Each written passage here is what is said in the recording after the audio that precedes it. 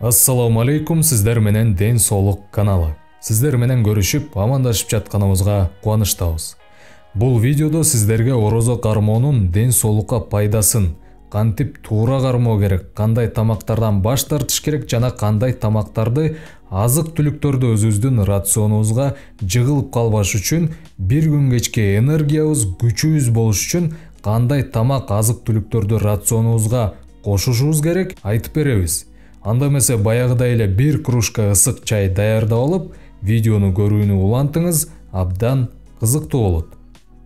Достор, эгерде биздин каналга каттала элек болсоңуздар, катталып койгула. Мындай учурда сиз биздин жаңы чыккан видеолорубузду өткөрүп жибербейсиз. Жана дагы бизди комментарийге өз оюңуз, кеп-кеңештериңиз менен бөлүшүп жатканыңызга, ушундай жол менен колдоп, лайк басып койгонуңуздарга чоң рахмат. Анда эмесе биз улантабыз.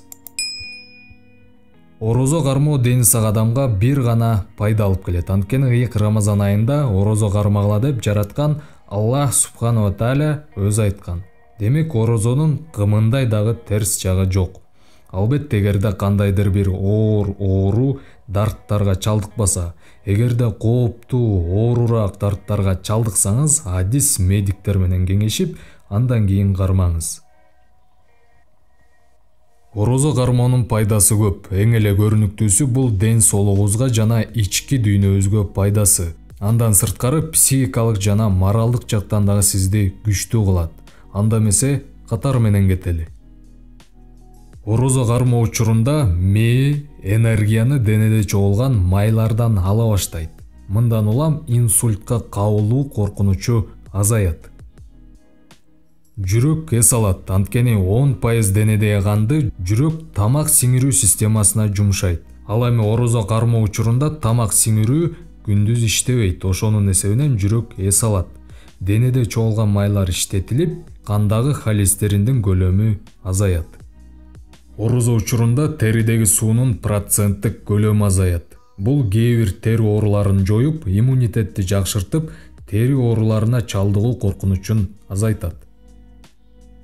Орозо айында боор ишин эң жакшы аткарат. Эгер орозо кармасаңыз, денедеги уу заттарды айдап чыгат. Ошондой эле бөйрөк эс алат.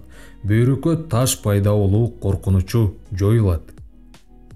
Андан сырткары орозо айы орозо кармагандарга басымы жогору болсо, аны нормалдаштырууга эң сонун шарт. Эгерде көзүңүздүн басымы жогору болсо, басымды ылдыйлатканга орозо кармоо эң сонун шарт. Жана көздүн глаукома деген оорусуна каршы орозо кармоо жакшы көрсөткүчтөрдү жаратат. Булар айсбергдин башы гана, ден соолугубузга пайдасынын бир дагы пайызына жетпесе керек. Мындан сырткары кан тамырларга, муундарга, моюн, ички органдарга, жүрөккө, кээ бир ооруларды алдын алганга жана башка көптөгөн ден соолукка жакшы жактары бар. Орозо кармоо ички дүйнөбүздү дагы тазалайт. Анткени орозо кармап жаткан адам азыркы тил менен айтканда нерв болуудан, жини келүүдөн, ыплас сөздөрдү айтуудан жана жаман ойлордон сактанат. Мындай адаттар адамдын жүрөгүн кошо тазалайт. Бардыгы чогулуп келип, адамдын борбордук нерв системасына оң таасирин тийгизет. Бул адамды психикалык жактан туруктуу жана моралдык жактан күчтүү кылат. Жалпысынан айтканда, орозо кармоо бул биринчиден ден соолукту жакшыртуу, өзүңүздү тарбиялоо жана тамактануу дисциплинасы. Ал эми булардын эң башында Аллах Субханала Тааля жана ислам дини турарын унутпайлы. Эми орозо кармоо учурунда тамактанууну карайлы. Ифтар жана сухур деген эки маал бар. Ифтар ооз ачуу, ал эми сухур ооз бекитүү. Ар кайсы аймакта убакыты, минутасы айырмаланып турат, ошолорду тактап алыңыздар. Биринчи, орозо кармоодо абдан майлуу тамактардан, таттуу, шекер кошулгандардан жана оор сиңирилген тамактардан баш тартыңыз жана карманыңыз.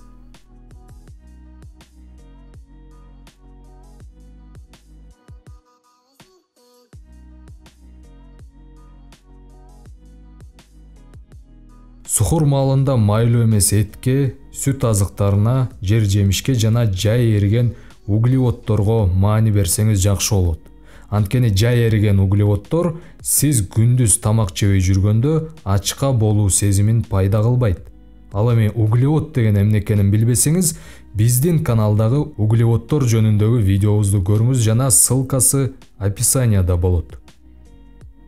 Ифтарда ооз ачууну финики же суу менен баштасаңыз туура болот. Сразу эле тамак жеп баштагандан карманыңыз, бир күн кечке ачка жүрүп, биринчи аш казанды ойготуп алуу шарт. Андан кийин гана тамактанууга өтсөңүз болот. Негизи орозо кармоодо тамактанууңуз жөнөкөй болушу шарт, бирок ар бир группадагы азыктар кирсе жакшы. Мисалы, эт, жер жемиш, сүт азыктары, буудай, арпа азыктары жана башка.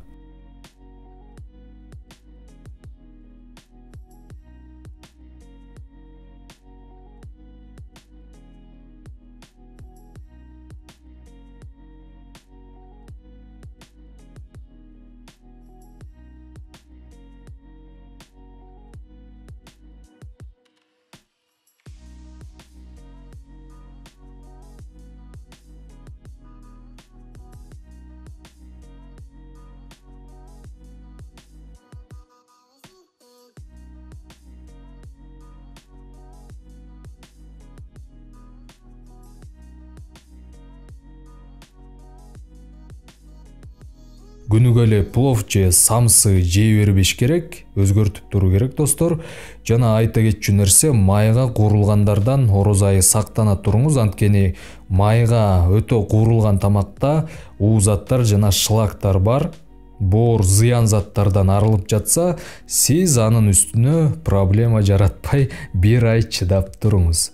Ар бир тамактануунун алдында жана тамактангандан кийин Аллахка ыраазычылык билдирүүнү унутпаңыз.